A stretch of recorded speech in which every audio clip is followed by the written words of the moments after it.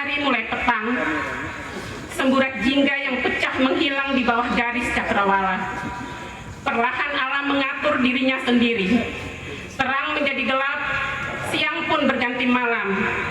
Sepanjang hari, kala keduanya bertemu, itulah saat-saat terindah. Senja, setiap hari menyuguhkan panorama elegan, menutup hari dengan kesempurnaan. Tuhan mengaturnya demikian agar menjadi obat mujarab dari segala kekalutan. Senja kali ini nampak berbeda. Ia lebih memesona dari sebelumnya. Sebagai anak yang lahir dan besar di pantai, tak biasa aku memandangnya selekat ini. Aku tersenyum menikmati ombak yang saling bercumbu. Tidak, bukan hanya itu. Aku hanya sedang membayangkan wajah pias penghuni resort di ujung sana. Saat ini, ombak sedang surut. Papan selancar tentu hanya akan menggantung saja. Wisatawan itu memiliki jeda bermain-main dengan deburan ombak. Apa yang mereka perbuat? Tembok tinggi dengan penjagaan yang ketat membuat nyali ciut meski hanya sekedar mendekat. Namun, irama rock and roll yang berdentuman berpacu dengan bola lampu yang berkilat-kilat. Aroma bir dan gerak-gerak kamuflase tampak memuakkan. Dentingan gelas-gelas alkohol berbagai merek menyatu dalam cawan. Gelak tawa mengepul bersama asap rokok. Entah apa yang mereka cari di sini. Kebahagiaan? Entahlah. Mereka menukar lembaran-lembaran dolar demi sekeping kebahagiaan. Kebahagiaan dalam dimensi yang berbeda. Bukankah setiap orang memiliki tolak ukur kebahagiaannya sendiri? Dan aku cukup menghormati itu. Namun, sungguh aku bangga. Tanah ini, pantai ini, teluk ini menyuguhkan keindahan surgawi. Meski keindahan hanya dinikmati kalangan tertentu saja. Teringat beberapa waktu yang lalu, ketika tanpa sengaja aku melihat seorang pria mengambil jarak, memilih menyendiri menikmati keindahan pantai dari sudut yang berbeda. Ia nampak mencolok, bukan hanya karena warna kulit dan rambutnya yang gelap, namun memiliki aksen khas dan mata yang tajam. Ia satu-satunya wisatawan lokal yang warna kulitnya serupa denganku. Bir diteguknya berat, seberat ia melawan kegetiran. Dengan segala daya dan upaya, ia masih mencoba menahan dirinya dengan kekuatan yang masih tersisa. Entah kegundahan semacam apa hingga membuat giginya gemeretak. Perlahan bir terakhir ia telan, seperti menelan sejuta kegetiran. Hari sudah semakin petang. Bergegaslah, apa dengan melamun beras bisa datang sendiri? Ama mengomeliku. Aku bergegas, membantu Ama memasukkan gose yang sudah kering ke dalam karung. Aku segera beranjak. Aku tak mau Ama semakin geram. Ama, lelaki yang jarang bicara. Jikapun bicara hanya seperlunya saja. Hanya hal-hal yang penting. Sebagian orang bersusah payah membangun citra diri, bahkan rela melakukan apa saja. Bersilat lidah untuk mengangkat citranya dan menjatuhkan lawan sudah dianggap lumrah. Berusaha nampak sebaik dan seidealis yang ia mau, tetapi lupa bercermin. Andai kata mau bercermin, sungguh betapa kebebalan menari-nari di pelupuk mata. Segala dosa yang pernah kita lakoni seolah tertawa mencibir. Tuhan Maha Baik masih mau menutup aib hingga tampak sempurna di mata manusia. Perlu kekuatan besar untuk berkata jujur, terlebih jujur pada diri sendiri. 2 hari lagi tengkulak akan datang. Kata Pak Kepala Dusun, harga yang ditawarkan kali ini lumayan. Lelahmu berburu dan menjemur gose selama 2 pekan akan terbayar. Bila peruntungan kita baik, maka tengkulak akan membayar dengan harga yang pantas, ujar Ama. Tatapannya masih tak lepas dari gose yang siap diangkut. Ama, untuk 5 karung gose kering ini kira-kira dibayar berapa? Tanyaku memberanikan diri. Sesaat Ama menghela nafas, menyeka bulir-bulir keringat yang jatuh dari pelipis. Hitungan kasar Ama antara 2 sampai 3 juta rupiah. Pokoknya cukuplah untuk memenuhi kebutuhan kita, jawab Ama. Binar kebahagiaan tampak dari sorot mata dan senyum Ama. Berjuta harap terselip di sana. Sebagai masyarakat yang hidup di pesisir, selain menangkap ikan, tentu berburu gose. Kami beramai-ramai menyelam, mengangkut gose sebanyak mungkin, lalu menjemurnya di bibir pantai dengan riang hati. menyediakan segalanya. Harga gose yang fantastis membuat kami rela membolos sekolah. Membayangkan dapat membeli beberapa keperluan membuat kami rela berjam-jam berendam di laut. Apalagi aku ingin membeli seragam sekolah baru. Seragam lama sudah lusuh. Aku malu, bekas tambalan masih terlihat. Tak ayal, berburu gose lebih memikat hati. Malam tenggelam oleh larut. Jangkrik bersahutan membentuk harmoni nan indah. Rembulan masih menggantung enggan keperaduan. Dingin menyeruak. Aku masih di sini membersamai Ama dalam pekatnya malam di beranda rumah. Ama menerawang. Dahinya mengenyit seperti ada yang dipikirkannya. Cuma dua hal dalam hidup ini yang dapat mengganggu pikiran. Merenungi segala hal yang telah terjadi atau mencemaskan hal yang belum terjadi.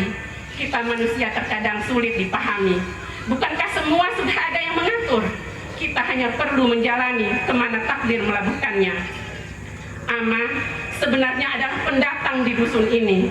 Belasan tahun yang lalu, Ama terlibat percekcokan yang berbuntut perkelahian secara fisik.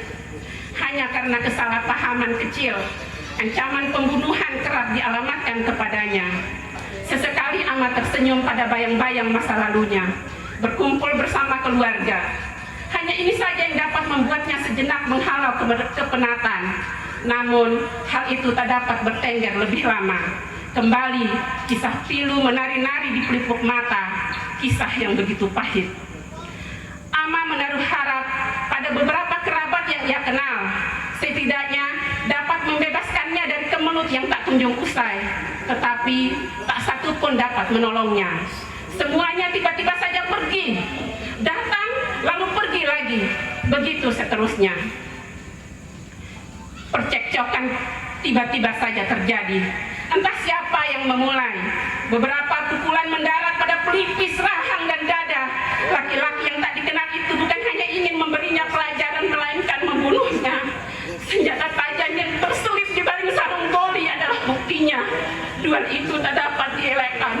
Pria itu tumbang, terkapar. Lagi darah tertumpah membanjiri tanah Manggusuwaru.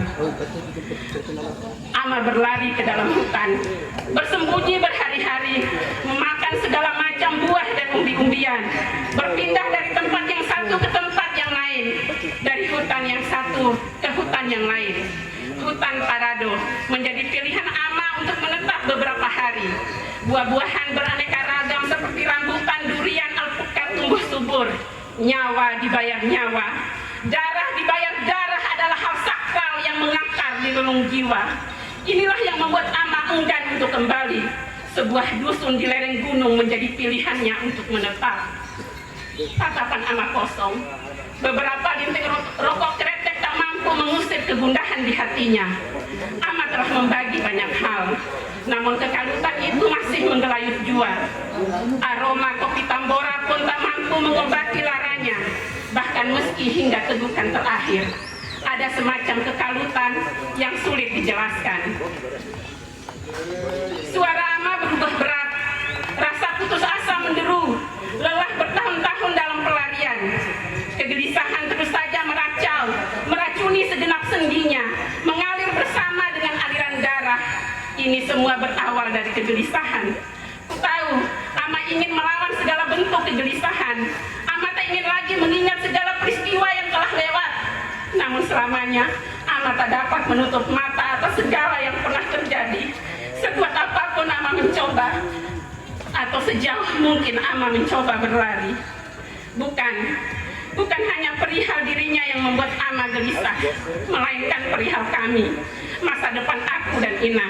Hal ini benar-benar mengganggu tidurnya. Ama tiba-tiba mendekat, merapatkan tubuhnya, memelukku erat, bahkan sangat erat. Selain Ama, ada puluhan pendatang lain yang hidup di sini. Mereka hadir bukan tanpa sebab. Kisah mereka tak kalah dramatis dari kisah Ama. Mereka bukannya tak ingin kembali, namun jika dapat bahagia dengan berpura-pura lupa atas bayangan kelam masa lalu, mengapa tidak? Bukankah hidup terus berjalan? Bukankah pada dusun ini juga terselip segala harap? Sederas apapun rindu menghujam, toh keesokan harinya dan keesokan harinya lagi mereka menjadi terbiasa dengan rindu yang tak harus dituntaskan. Dusun ini bahkan kemudian menjadi sebuah kerinduan baru. Mentari menyembul di balik bukit, memantul-mantul di antara ranting yang mulai meranggas. Sinarnya memberi kehangatan. Berbeda dari hari sebelumnya, tak ada aktivitas berarti pagi-pagi ini. Bapak-bapak bercengkerama pada sebuah pos ronda di seberang jalan, menikmati kopi tambora dan beberapa penganan. Setelah memastikan api pada tungku telah dipadamkan, Ina bergegas mengambil sarung boli dari lemari kayu, melilitkan beberapa kali di kepala. Aurat Ina tertutup sempurna. Ina tampak semakin cantik. Ama sudah menunggu di bawah. Keduanya berjalan beriringan, membaur bersama warga lainnya. Tengkulak datang hari ini. Beberapa orang sudah berada di ujung jalan, termasuk bapak kepala dusun. Mereka ingin memastikan truk mampu melewati jalanan terjal dan rusak parah yang akan menuju ke dusun mereka. Tua, muda, laki-laki, perempuan menyambut gembira. Aku pun demikian. Seragam sekolah baru berwarna biru melintas di pelupuk mata. Tuan Tengkulak dan asistennya disambut bak raja. Kopi, singkong rebus, dan beberapa pengenan lain disuguhkan. Bapak-bapak terlihat sibuk mengangkut gose yang telah kering dari kolong rumah masing-masing. Tak tampak keletihan pada raut wajah mereka. Tuhan Maha Baik. Sungguh betapa kita manusia terlalu sering menggerutu. Semuanya telah disediakan. Gose yang melimpah di dasar lautan bisa setiap saat diangkut dan ditukar dengan uang. Siapa yang paling ulet, tentu ia mendapatkan hasil lebih banyak. Seberapapun yang diterima tidaklah terlalu penting. Ini hanya soal angka. Besar dan kecil menjadi tidak masalah jika hati diliputi rasa syukur. Tuhan telah membagi dengan sangat adil. Malam ini akan menjadi malam yang panjang. Pesta akan berlangsung hingga subuh nanti. Pos jaga di seberang jalan adalah tempat yang telah ditentukan. Beberapa lampu penerang tambahan dipasang. Menikmati hidup dan mencari kesenangan, demikian mereka menyebutnya. Aku pun larut dalam pesta, mesti hanya bermain domino dengan teman sebaya. Sesekali mereka bersenandung, mengikuti irama musik dangdut yang sengaja disetel lebih keras. Bau alkohol berbagai merek menyeruak. Abang-abang di sini sangat menikmatinya. Tangan-tangan itu tanpa risih menenggak habis minuman haram tersebut berbotol-botol. Begitu juga dengan bapak-bapak. Tak tampak kecanggungan dari mereka. Tak ada kata yang mampu terucap meski ku tahu ini salah. Entah siapa yang tiba-tiba mendatangkan barang haram ini. Mereka terus meracau. Sebatang rokok yang tak biasa terselip di antara kedua bibir. Jelas ini bukan tembakau asli dari hutan Tambora seperti yang biasa Ana pakai. Aromanya sungguh berbeda. Di tempat terpisah, 3 orang pemuda menghisap sesuatu berupa bubuk berwarna putih. Aku sungguh tak berani menduga. Seorang teman berbisik di telinga, mereka sedang berpesta narkoba. Aku tak marah pada abang-abang itu. Dusun ini jauh dari kota. Akses jalan tak dapat dijangkau oleh sembarang orang. Selain truk fuso yang mengangkut gose, hanya mobil pick-up yang melintas 2 kali sepekan. Ya, mobil pick-up yang biasa mengantarkan sayuran untuk penghuni resort. File-file memori beberapa kuputar kembali. Ingatanku tertuju pada seorang pria pada sebuah resort beberapa waktu lalu. Bukankah dia juga yang datang bersama Tuan Tengkulak? Apakah dia yang telah sengaja mencocoki mereka dengan barang haram ini? Mengapa ia tega menjadi pengkhianat, menghancurkan adik-adiknya sendiri demi uang? Siapa sebenarnya yang bermain di balik ini semua? Siapa yang menikmati keuntungan di balik terjubalnya wisatawan asing? Resort mewah yang terbuat dari kayu-kayu lokal pilihan berderet-deret rapi hanya berjarak 200 meter dari rumahku. Namun, kami tak memiliki akses, meski hanya untuk mengintip sekalipun. Ya, itu adalah hal yang mustahil. Kami tentu tak mampu membayar sewa yang mencapai 18 juta per malam. Jikapun ada beberapa warga yang pernah melihat keindahan resort, itu hanyalah sebuah kebetulan semata. Kabar yang sering kudengar, beberapa pejabat melakukan pertemuan di tempat ini. Begitu dekatkah hubungan mereka dengan para cukong, hingga untuk sekedar menengok keadaan kami pun enggan. Perbaikan jalan hanyalah janji manis yang memabukkan tak kala musim kampanye dimulai. Siapapun pemenangnya, mereka tak pernah kembali, apalagi untuk memenuhi janji yang sempat terlontar. Aku menjadi curiga, pembiaran atas kerusakan jalan adalah sebuah kesengajaan agar masyarakat tak ikut menikmati keindahan pantai yang menawan, agar masyarakat tak memiliki akses menuju resort sekaligus aktivitas di dalamnya. Sebenarnya, aku tak memusingkan itu, apalagi menjadi benalu. Ama telah mengajariku untuk bekerja keras, hanya memakan dari hasil keringat sendiri, pantang menengadahkan tangan kepada manusia. Tetapi mengetahui abang-abang telah dicokoli dengan barang-barang haram, darahku mendidih. Bagaimana generasi kami ke depannya? Kepalaku tiba-tiba pusing. Terlalu banyak hal yang sulit kucerna. Aku harus mengemutnya perlahan. Cukuplah derita kami yang sudah-sudah. Jangan ditambah lagi dengan hal-hal yang lebih mengerikan. Celana baru berwarna biru pagi ini kukenakan. Seorang guru cantik dari kota kabarnya akan mulai mengajar. Pagi sekali, sebelum yang lain hadir, aku sudah duduk paling depan. Beberapa teman satu persatu berdatangan, lengkap 10 orang jumlah kami dalam kelas. Kelas 9 cuma diriku seorang, yang lain masih kelas 7 dan kelas 8. Guru ibu, demikian kami memanggilnya. Tidak hanya cantik tetapi juga pintar, mengajar semua mata pelajaran menjadi tugasnya. Meski demikian, senyuman manis tetap tersungging. Hari ini tak biasa, pukul 8 hanya 2 orang dalam kelas. Guru ibu menunggu di depan pintu. Waktu terus berlalu, tapi mereka tak kunjung datang. Guru ibu kian cemas. Sarifudin, kemana anak-anak lain? Biasanya mereka membantu orang tua mencari gose, guru ibu, sahutku. Kemarin mereka hadir, kok tiba-tiba hari ini sibuk mencari gose? Karena air laut mulai surut, guru ibu, hari ini memudahkan untuk mengambil gose. Terkecuali bagi mereka yang memiliki perahu motor, tentu mereka bisa mengambil kapanpun, jawabku. Guru ibu mulai memahami adat istiadat dan gaya hidup masyarakat perlahan dipelajari. Guru ibu cepat beradaptasi. Ia dengan mudah membaur dengan masyarakat setempat. Padanya aku menaruh harap, kelak akan banyak ilmu yang akan kurebut. Guru ibu menasehatiku banyak hal, tentang pentingnya memiliki ilmu, tentang keberanian meneriakkan kebenaran, tentang pentingnya cita-cita, tentang hidup yang selalu dinamis, tentang arti kesabaran dan kerja keras. Dari kejauhan, tampak ada yang berlari memanggil namaku. Semakin dekat, semakin jelas terlihat. Masih dengan nafas tersengal-sengal, pun bahasa yang sungguh sulit tuh mengerti. Ia hanya menyebut satu nama, yaitu nama Ama. Aku takut, sangat takut. Ku coba melawan dengan segala daya dan upaya. Terus berusaha, terus menerus hingga gigi gemeretak. Tubuhku kian lemas dan mati rasa. Ku coba bertahan agar tak tumbang. Dengan kekuatan yang masih tersisa, lututku justru kian gemetar. Tubuhku limbung, pandanganku berkunang-kunang. Akhirnya aku pun ambruk. Sungguh, aku belum paham dengan apa yang terjadi. Mereka menatapku. Tangisan Ina yang menyayat hati semakin membuat dadaku sesak. Kerongkonganku tersekat. Aku masih menebak-nebak apa yang terjadi. Sungguh, aku tak suka keadaan ini. Guru ibu memelukku erat, memberi kekuatan. Beberapa orang memapahku.